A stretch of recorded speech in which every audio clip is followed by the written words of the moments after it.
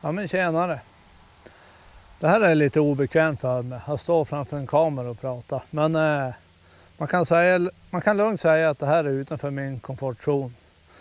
Så nu har jag gömt mig på något bra ställe där jag hoppas att ingen kommer. Så jag slipper skämmas. Men jag har tänkt nu har jag ägt den här hojen i ett år. Så jag har ju tänkt göra en liten review på den och tala om vad som är bra och dåligt. Överlag så är jag riktigt nöjd med den. Nu valde jag ju en GT Pro och det är ju därför att jag är ganska kort i rocken så att jag vill kunna nå ner. Och här når jag ner bra och då ska det tilläggas att jag har på lägsta sadelhöjden. Och jag tror att den är på 850 millimeter tror jag. Ja. Det var lite grann därför egentligen skulle jag ju kanske ha köpt mig en rallypro med tanke på hur jag har utrustat. Och då pratar vi ju om att jag har ändå satt på kraschbågar här nere till och här uppe. Så att och sen har jag då en bytt hasplåt eller vad man kallar det. Jag tycker att det är just för stensprutan när man kör på grusvägar för att det kommer ska bli lite mer grusvarm, så är det. Sen hur mycket det blir det får vi se. Men jag kommer definitivt inte ska ta övriga asfalten, så är det. Det är inte tanken i alla fall. Som sagt var, överlag så tycker jag det här jag är riktigt nöjd med han. Vindskyddet, det är väl inte riktigt samma som på RT som jag hade tidigare, ni som har följt med. Och det går väl inte riktigt jämföra, det var en helt annan hoj. Men jag tycker ändå att vindskyddet på den här det är helt okej. Rutan kunde vara lite högre. Men absolut, alltså inte något mycket. Och kanske lite bredare, men alltså nu det är ingenting jag stör mig på.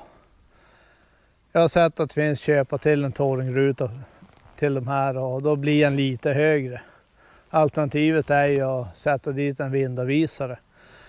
Men jag tycker att då tror jag hellre jag väljer en touringruta som har hamnat lite högre, för han är ju ändå justerbar upp och ner den här. Handtagsskydden. Jag har köpt nya. Jag har inte monterat dem.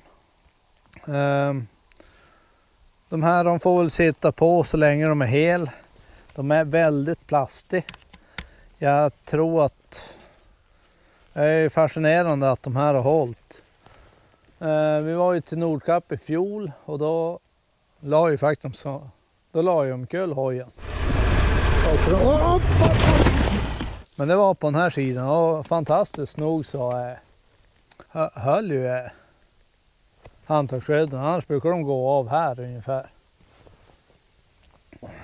Många klagar ju på vibrationerna i handtagen.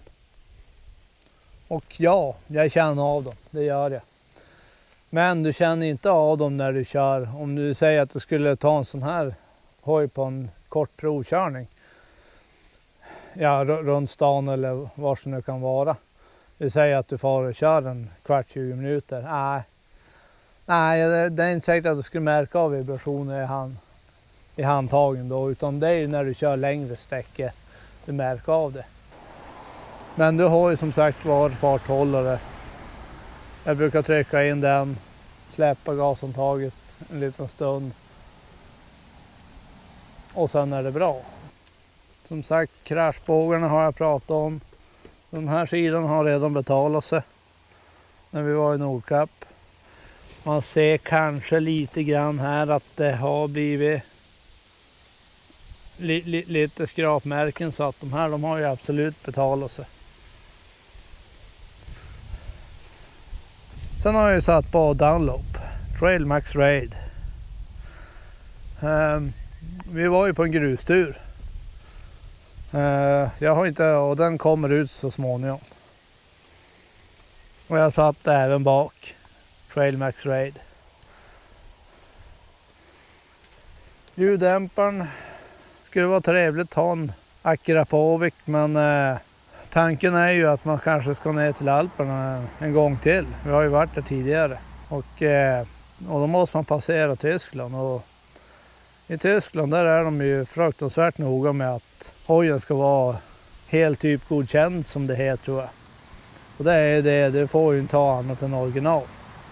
Det är till och med så hårt att på den här så ska du sitta Metzler Torrens Next original. Och det gör det inte nu. Men då finns det ju att på många där du beställer däck, där kan du då ta och skriva ut ett papper som talar om att de här är godkända för hojen. Men annars i övrigt är de ju stenhårda i Tyskland. Lagen gäller. Så är det tyskarna. Tullar inte på någonting. Som sagt var, handtagsskydden de har tänkt byta ut så småningom. Vi får se. Vi ser ju här, till och med här. Så om jag vet inte om du ser, men lite skrapmärken, så att fascinerande att de där höll. Men vi får se. Sen har jag ju då satt på de här, köpte till Triumph-väskorna. De fick ju så billigt när jag köpte hojen, så att de kanske inte är de bästa, men de var billiga. Det var väl därför jag köpte dem.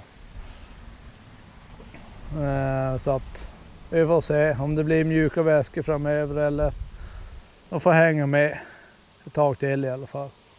Så länge de håller.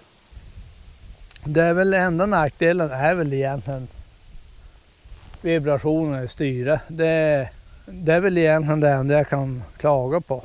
Och det jag gillar mest med den här hojen, det är ju motorljudet.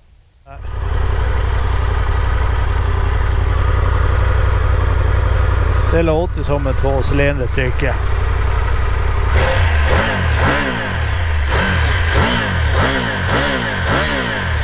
Men du ser, man kommer ju, trippelljudet kommer ju på högre varv.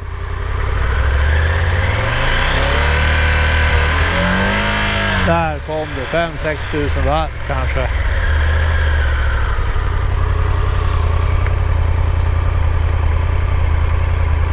Men det är T-plane-motor.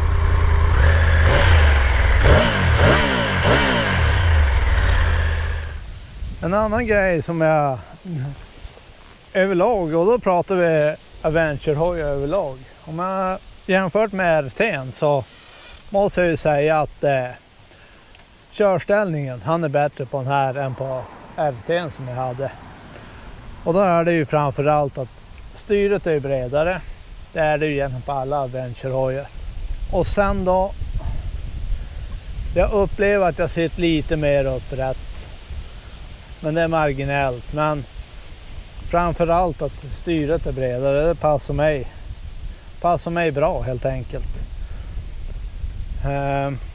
På RT:n kunde jag känna mig lite ihopgrupen. Jag har faktiskt beställt några så här styrhöjare till den här 20 mm. Men jag är så osäker på om jag ska skruva dit dem. Jag måste kanske prova. Det blir ju att jag blir lite mer, får sitta lite mer upprätt. Men ja, vi får se. Det är ju ingen stor grej att skruva dit, så att men då kanske jag måste ha touringrutan. För då känner jag att som det är nu, då är ju rutan bra i översta läget. Men ska jag då ha mer upprätt, ja men då får jag mer vind på mig. Så då behöver jag någon där vindavisan eller lite högre rutan då, som touringrutan. Så att det är väl kanske därför Adventure-hojar har blivit så pass populära, att körställningen är så pass bra på dem. Det är riktigt bekvämt att köra långt på dem. Sen är de ju också väldigt allsidiga. Du kan köra på grus, lite offroad, om man nu ska kalla grusvägar och traktorvägar offroad. Ja. Men grusvägar vet jag inte om jag kallar offroad, men skogsbilvägar, ja visst, det köper jag. Så att när vi var i Norge, det var väl lite mer offroad än så kom det nog inte ska bli för mig. För det var väl i grösta laget kanske, men det var ju kul. Jag ångrar inte att jag gjorde det. Och han funkar riktigt bra på när vi körde gamla postvägen i Norge. Alltså det är jag... Sen att jag la omkull om, det var mitt eget fel. Jag var skitback i styret som man brukar säga. Det var lera och det borde jag förutsett att det var jättehalt med, speciellt med gatdäck som jag hade då. Och lärde mig av det då. Kanske ingenting. Jag kom säkert att skulle lägga omkull en tillgång. Ja, därför jag köpte dem. De där köpte jag som sagt av en anledning, kraschvågarna. Det är ju lite lång uppstartstid på displayen. Det ska väl tilläggas. Och sen då är det ju det att som på många andra venturehojar, man ser att här i menysystemen är ju lite, jag måste säga det, jag tycker att det är lite, det är ju lite segt, det är det ju. Och tar vi oss en tur.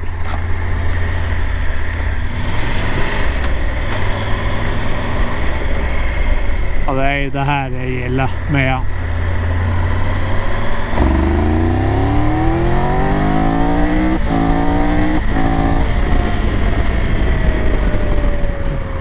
Det jag inte har berättat, det är ju faktiskt att jag har bytt ut den här. Jag vet inte om du ser det. Osmo heter den, som jag företaget beställde ifrån. Så att ja. Och det är ju för att jag ska kunna fästa GPS. Annars är det väl. Han är ju betydligt bättre. Så är det. Så är det. Han är ju rund. Original är inte rund. På original, han är ju, jag vet inte vad de tänkte Triumph där. Det går inte fästa någonting på originalhandtaget som sitter. Ja, men har ni hängt med på den här presentationen av hojen, så tackar jag för att ni har tittat. Så att nästa avsnitt får vi se. Jag har ju gjort en grustur. Jag och Polan gjorde en grustur i Norrlands inland, som det kommer ska heta. Kommer att vara i 2 delar. Och den kommer väl ut efter den här reviewen. Ja, men vi hörs i ett annat avsnitt. Hej!